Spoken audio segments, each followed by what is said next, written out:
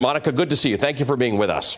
Thank you so much, Ali. Thanks for making time on this really busy and difficult news day for this important issue. It is, but it is important to understand that climate's not sort of an extra issue.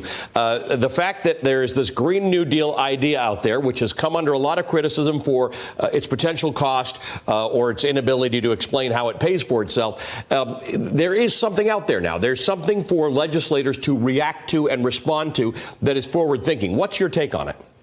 My take on it is that the Republicans have been trying to put some very scary labels on the Green New Deal, and I don't think they're going to stick. Some of the terms that they've called it just don't add up to what it has been in the past. The New Deal in the past was a way for Americans to help each other to get through difficult times, and I think that's what the Green New Deal is striving to be.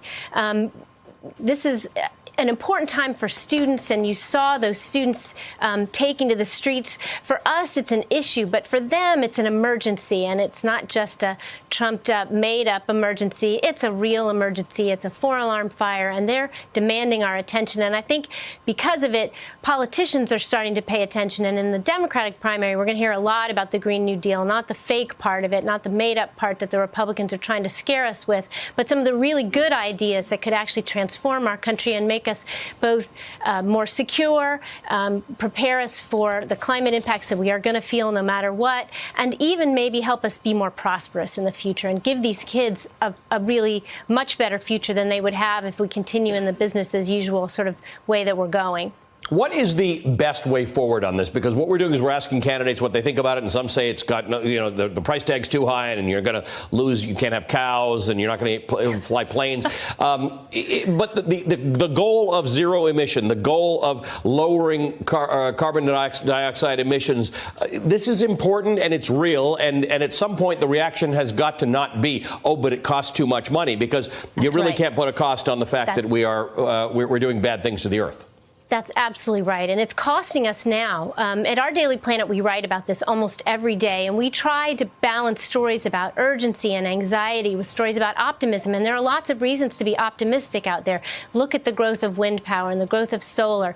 And there's new technology coming online all the time. We wrote a story earlier this week about new pickup trucks that are going to be EV, electric vehicle pickup trucks, that are going to be available to the public soon. And it's that kind of American ingenuity that will help us actually meet these challenges and do our best in the face of them. I wish I could say that climate wasn't going to impact us and we were going to be able to turn everything around, but we can't. The world is a changing place. I think people understand that. What we have to do, though, is do our best to meet this challenge. And so to your question, what can we do? I think it's great that there are proposals being debated.